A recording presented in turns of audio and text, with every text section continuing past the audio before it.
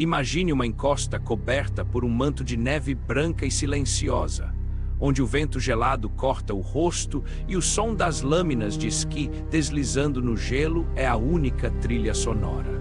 Nesse cenário, um jovem chamado Jacques descia a montanha com uma fluidez invejável. Após apenas 3 lições, ele parecia ter nascido para aquele movimento rítmico e gracioso.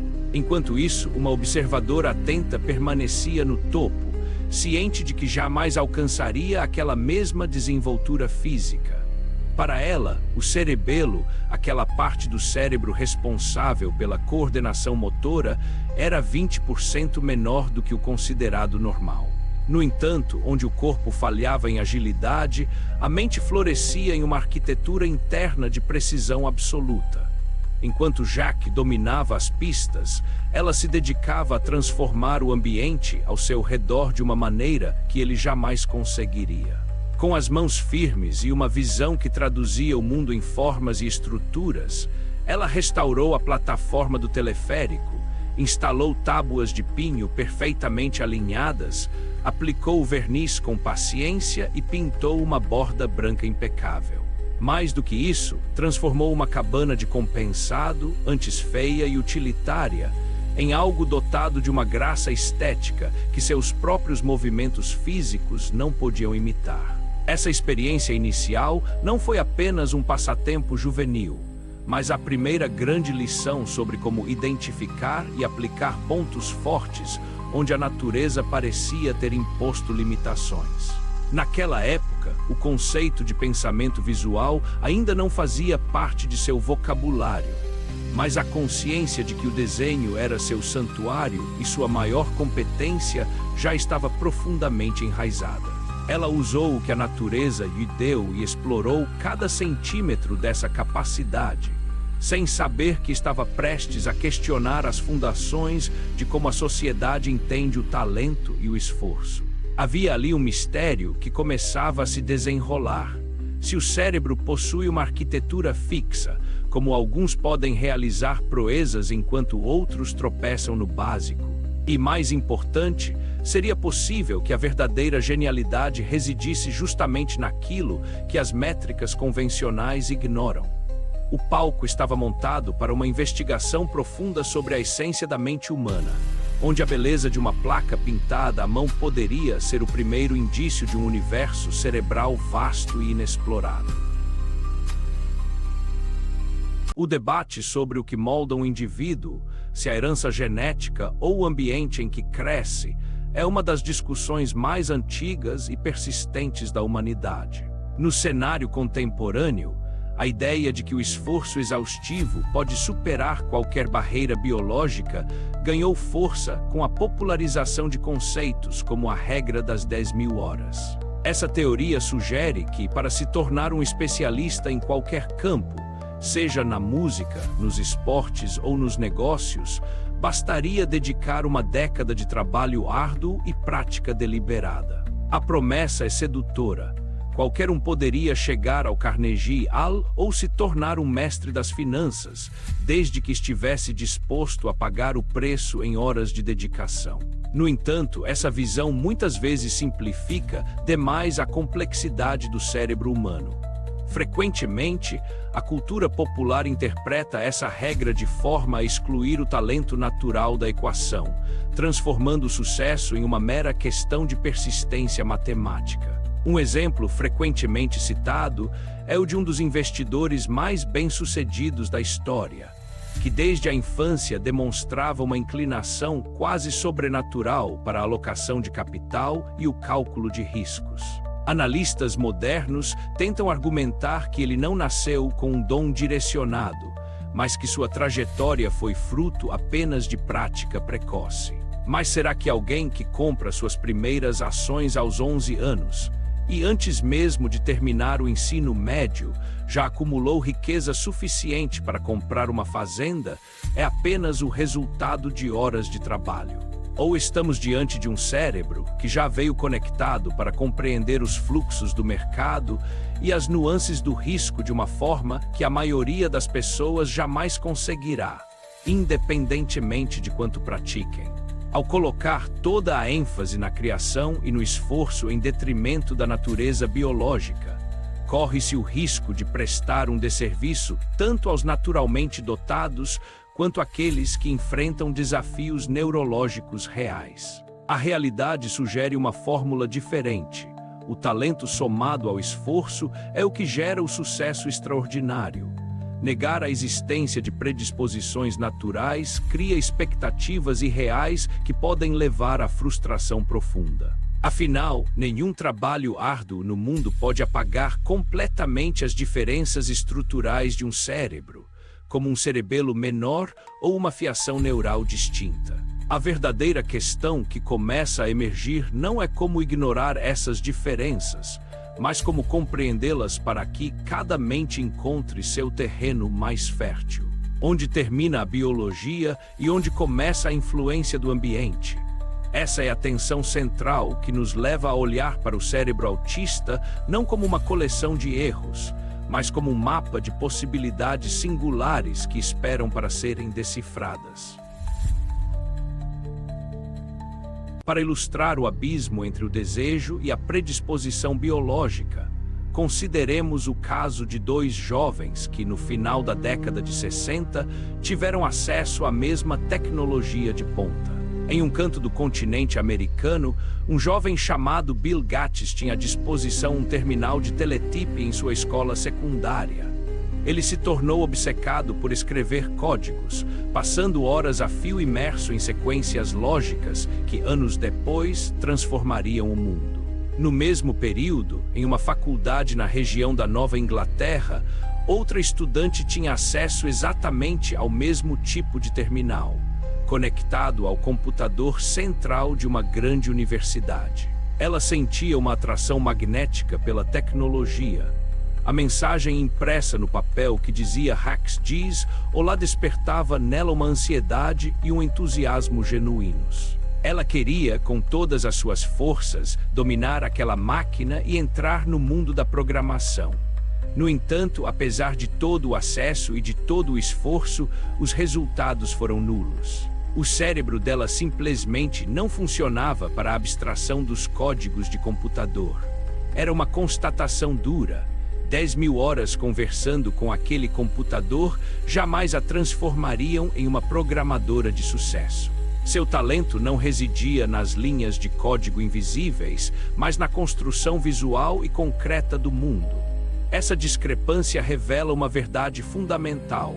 A natureza e a criação caminham juntas. O cérebro não é uma tela em branco onde qualquer habilidade pode ser pintada com tempo suficiente. Ele possui uma estrutura, uma neuroanatomia que define não quem o indivíduo será, mas o que ele pode ser. Um cérebro voltado para o pensamento visual terá dificuldades imensas em campos puramente simbólicos e abstratos. Assim como um mestre da lógica pode ser incapaz de projetar uma estrutura física harmoniosa. O conflito surge quando a sociedade insiste em um modelo único de sucesso e aprendizado. Quando tentamos forçar uma mente a operar em um modo que lhe é estranho, o resultado é o desperdício de potencial humano. A história começa a se mover quando paramos de perguntar o que há de errado com esses cérebros e passamos a investigar como eles podem construir áreas de força real. A biologia e a genética não são destinos imutáveis, mas são o ponto de partida necessário para qualquer transformação. Se quisermos realmente ajudar o cérebro autista a florescer, precisamos primeiro entender como ele está conectado e como essa fiação única pode ser o segredo para habilidades extraordinárias que o mundo ainda não aprendeu a valorizar totalmente. À medida que a ciência avança, descobrimos que o cérebro humano é muito mais maleável do que se pensava anteriormente. Até o final da década de 90, a visão predominante era a de que o cérebro permanecia estático após a infância, iniciando um lento processo de deterioração com o passar dos anos. Contudo, o surgimento de tecnologias de neuroimagem mudou completamente esse paradigma, revelando o conceito fascinante da plasticidade cerebral. a capacidade de criar novas conexões ao longo de toda a vida. Um dos estudos mais emblemáticos dessa nova era envolver os taxistas da capital da Inglaterra. Para obterem sua licença, esses profissionais precisam dominar o chamado conhecimento, que consiste em memorizar o labirinto de 25.000 ruas que irradiam do centro de Londres, além de cada beco e ponto de referência. Essa tarefa colossal leva de 2 a 4 anos para ser concluída e exige que o candidato descreva viagens detalhadas, ponto a ponto de memória. Pesquisas de neuroimagem revelaram que o hipocampo desses taxistas, a região do cérebro associada à navegação e memória espacial, era significativamente maior do que o de pessoas comuns. Mais impressionante ainda, quanto mais tempo de profissão o motorista tinha, maior era o seu hipocampo. No entanto, quando esses taxistas se aposentavam, a região voltava ao tamanho normal. O cérebro se comportava como um músculo que cresce com o uso e se ajusta à falta dele. Essa descoberta elevou as apostas da narrativa. Se o cérebro pode ser moldado pelo uso, o que isso significa para aqueles que possuem configurações neurais atípicas? O foco muda do déficit para a adaptação. Não se trata apenas de aceitar uma condição, mas de entender que as regiões do cérebro podem ser treinadas para compensar fraquezas ou para levar talentos naturais a patamares inéditos. Essa plasticidade abre um leque de possibilidades para o cérebro autista.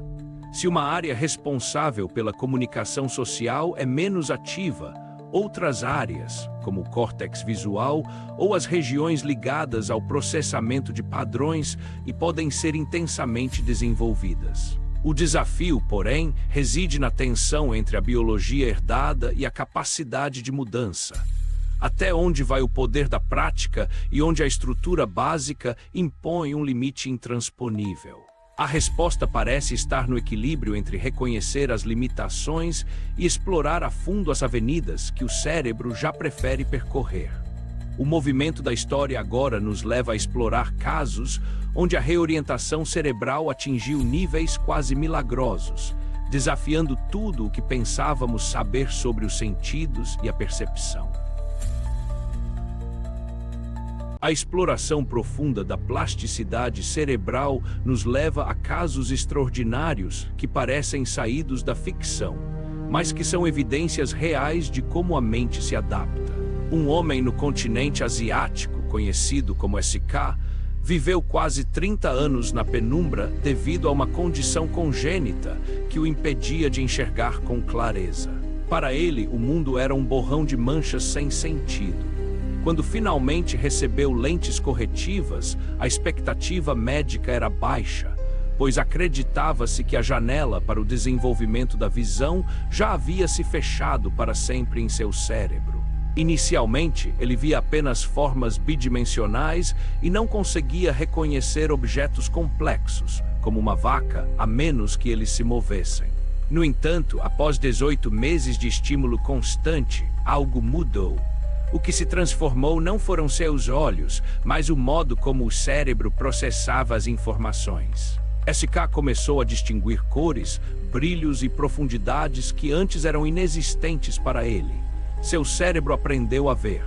Outro exemplo fascinante vem de pesquisas realizadas com pessoas cegas de nascença na América do Norte e na América Latina. Usando um sistema que transformava o ambiente em sons tridimensionais, como o eco de passos ou o tilintar de objetos próximos, esses indivíduos foram capazes de navegar por prédios complexos com uma precisão assombrosa.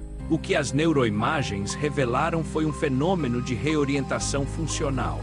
O córtex visual dessas pessoas, que nunca recebeu luz, não estava inativo. Em vez disso, ele estava sendo utilizado para processar sons e tatear o mundo de forma auditiva. Em certos casos, os cegos usavam o córtex visual para tomar decisões estratégicas, uma tarefa que pessoas com visão normal realizam em outras partes do cérebro.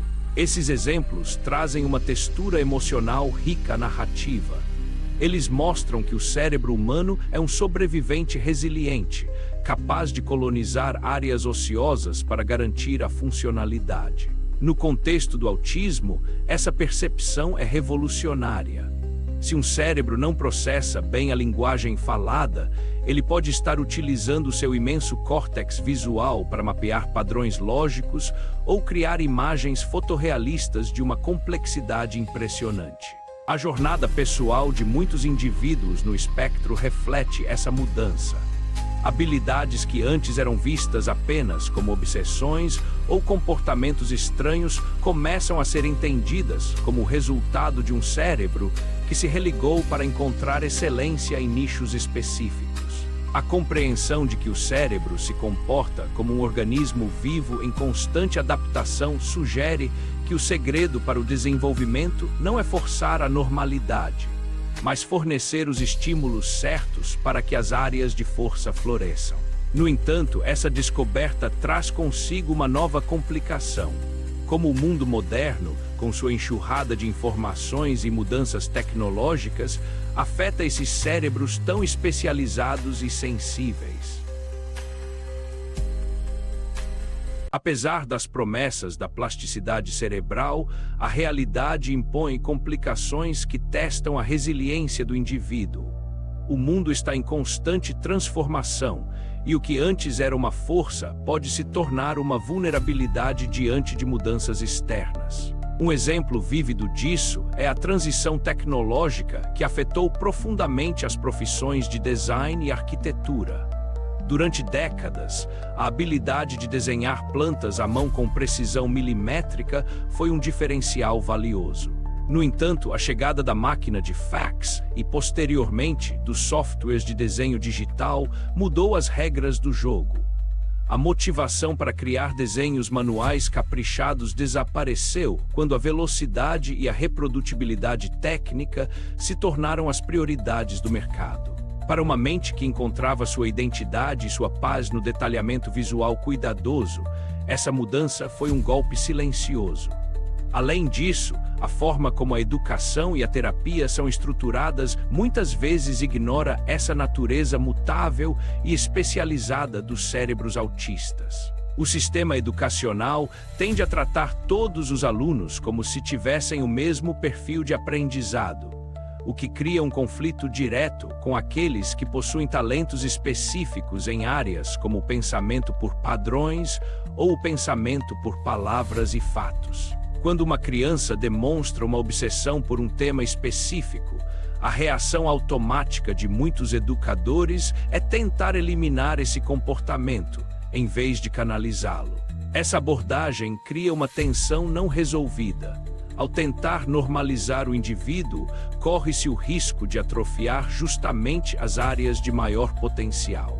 Outra camada de complicação surge com as novas tecnologias de comunicação, como os tablets e as telas sensíveis ao toque.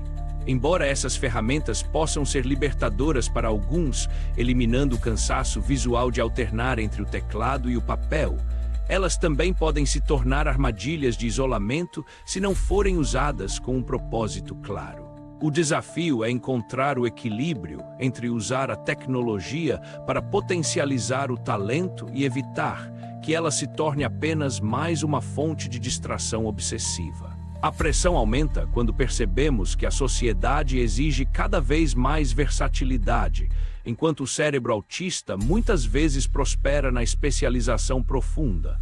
O conflito central se intensifica. Como preparar essas mentes para um mercado de trabalho que valoriza a agilidade social e a multitarefa, quando sua natureza é focada, detalhista e muitas vezes rígida?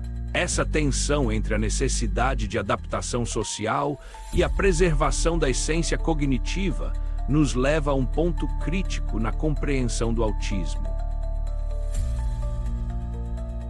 À medida que nos aproximamos do cerne da questão, a intensidade da narrativa aumenta.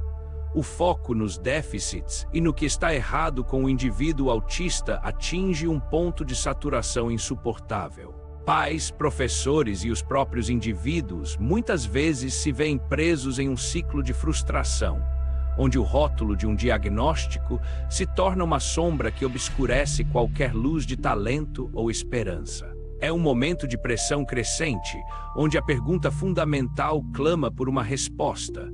Somos definidos por nossas limitações ou por nossas capacidades? Em muitas escolas e lares, crianças são reduzidas a uma lista de sintomas e suas conversas são dominadas por termos médicos e síndromes, em vez de serem alimentadas por seus interesses e projetos de vida. O peso dessa abordagem é devastador.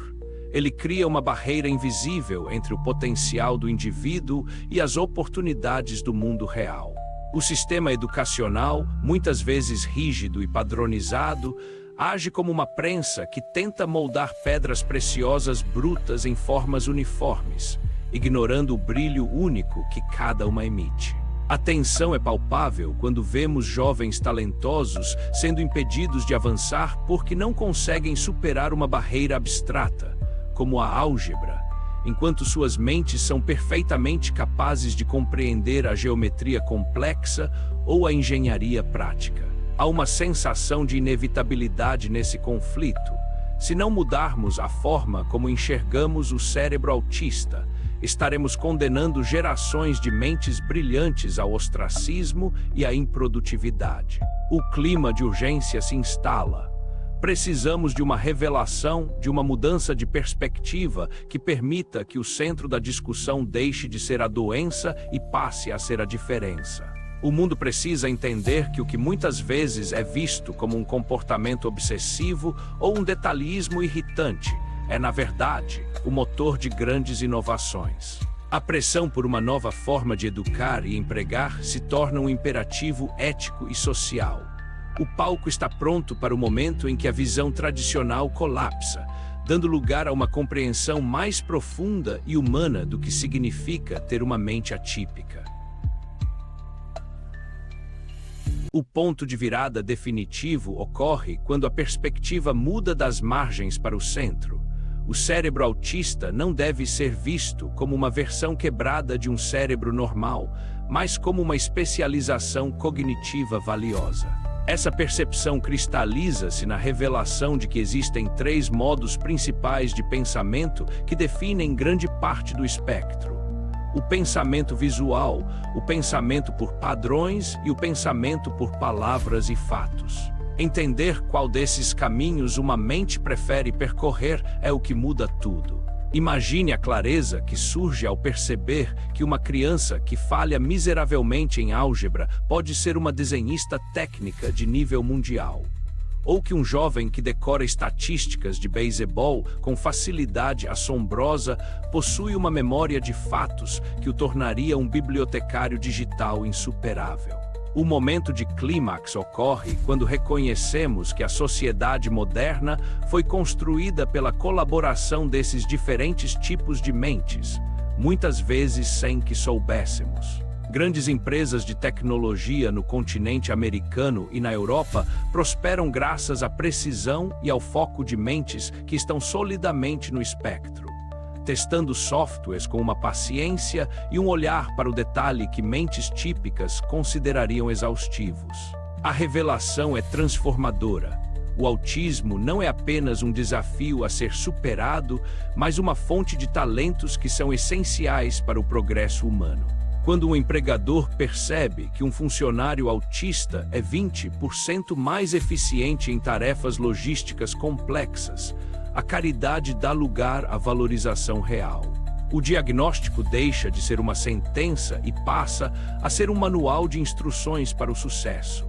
Essa mudança de paradigma desmorona a ideia da institucionalização e da segregação, abrindo caminho para uma integração baseada no respeito às competências individuais. É a queda das velhas barreiras do preconceito e a ascensão de uma nova dignidade para o indivíduo. A partir desse ponto, o caminho não é mais sobre como curar o autismo, mas sobre como cultivar o gênio que habita em cada fiação neural distinta. A transformação é profunda, afetando a identidade de quem vive no espectro e a esperança de quem os rodeia, sinalizando o início de uma nova era de inclusão produtiva. Logo após essa revelação, as consequências começam a se manifestar na vida cotidiana. O peso do rótulo começa a se dissipar, dando lugar a uma busca ativa pelos pontos fortes. Há um alívio tangível no rosto dos pais, quando eles param de perguntar por que meu filho é assim e começam a questionar no que meu filho é bom. Esse deslocamento de foco altera a dinâmica familiar e educacional de forma imediata. A narrativa captura o momento em que a ansiedade paralisante é substituída por uma ação coordenada. Vemos jovens que antes eram vistos como difíceis começarem a assumir pequenas responsabilidades que dialogam com seus interesses, como cuidar de animais ou organizar bancos de dados. A resposta emocional a essa mudança é de um otimismo cauteloso, mas real. No entanto, o rescaldo dessa mudança de visão também revela o tamanho do trabalho que ainda precisa ser feito. Percebe-se que as habilidades sociais continuam sendo um desafio monumental, mesmo quando o talento técnico é reconhecido. A necessidade de ensinar o básico da convivência, como a pontualidade, a cortesia e o controle das emoções, torna-se a próxima fronteira. Não é um caminho fácil, é uma jornada de pequenos passos, onde cada vitória social é celebrada como uma grande conquista. Há uma pausa necessária para que a gravidade dessa nova realidade se estabeleça. A inclusão não acontece por mágica, mas através de um treinamento paciente e da construção de pontes entre o mundo autista e o mundo neurotípico. O espaço que se abre após o clímax da descoberta é preenchido por uma reflexão sobre a responsabilidade mútua. A sociedade precisa se ajustar para receber esses talentos, mas os indivíduos também precisam ser equipados com as ferramentas para navegar em um mundo que nem sempre os compreende. É um momento de quietude e preparo, onde a clareza sobre o potencial se mistura com o pragmatismo sobre os desafios, preparando o terreno para uma resolução duradoura e cheia de significado. A resolução dessa jornada nos leva a uma compreensão mais profunda das transformações internas e externas que ocorrem quando o foco está na força e não na fraqueza.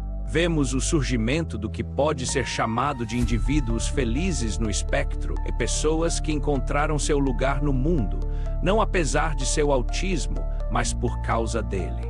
A transformação é visível naqueles que, tendo recebido o suporte adequado e as oportunidades certas, tornaram-se especialistas respeitados em seus campos, seja na ciência, na arte ou na tecnologia. Eles não deixaram de ser autistas, suas dificuldades sensoriais e sociais ainda existem, mas elas não os definem mais. A verdadeira resolução aparece na autonomia conquistada e no senso de pertencimento a uma comunidade que valoriza sua contribuição única. O ensinamento central que emerge dessa trajetória é que a plasticidade cerebral e o treinamento direcionado podem operar milagres quando aplicados com paciência e respeito à natureza do indivíduo. A lição aprendida é que nunca é tarde para aprender uma nova habilidade social ou para descobrir um talento oculto. O fechamento dessa fase da vida mostra que o sucesso para o autista não é se tornar normal, mas sim tornar-se a melhor versão de si mesmo, utilizando suas obsessões como motores de aprendizado e sua sensibilidade como uma ferramenta de precisão. As consequências a longo prazo são uma vida produtiva, relacionamentos baseados na utilidade mútua e uma autoimagem fortalecida. A transição para o encerramento da história ocorre de forma suave, à medida que percebemos que o cérebro autista, quando bem cultivado, é um ativo inestimável para a humanidade. A imagem final é a de um mundo onde as margens se fundiram ao centro, criando um mosaico social mais rico, diverso e eficiente, onde cada mente tem um papel fundamental a desempenhar na grande engrenagem do progresso humano. Ao unirmos todos os fios dessa narrativa, somos levados a uma síntese poderosa sobre o significado da diversidade cognitiva. A jornada pelo cérebro autista nos mostra que a humanidade é composta por um espectro de mentes que se complementam de formas vitais. O pensador visual projeta a forma, o pensador por padrões constrói a estrutura e o pensador por palavras narra a experiência. Sem essa colaboração, as maiores conquistas da tecnologia e da arte não existiriam. A reflexão filosófica que se impõe é que a natureza não comete erros, ela cria variações. O autismo, com sua atenção extrema ao detalhe e sua percepção sensorial aguçada, pode ser visto como uma especialização necessária para o avanço da nossa espécie em um mundo cada vez mais técnico e complexo. Esta síntese nos prepara para a mensagem final, a de que a verdadeira inteligência não reside na conformidade, mas na capacidade de cada indivíduo oferecer algo que ninguém mais pode. A história nos ensina que o respeito à biologia individual, aliado a um ambiente que incentiva o crescimento, é a chave para desbloquear o potencial humano em sua plenitude. O significado maior dessa trajetória é um convite para repensarmos nossos próprios preconceitos sobre o que é uma mente funcional. Ao olharmos para os sucessos obtidos por aqueles que foram rotulados como limitados, somos forçados a reconhecer que a maior deficiência pode estar na nossa própria incapacidade de ver o valor no que é diferente. O cérebro autista é um lembrete vívido da resiliência da vida e da infinita variedade de formas como a consciência pode se manifestar e interagir com o universo. Estamos prontos para a conclusão, com a mente aberta para uma nova forma de convivência e admiração mútua.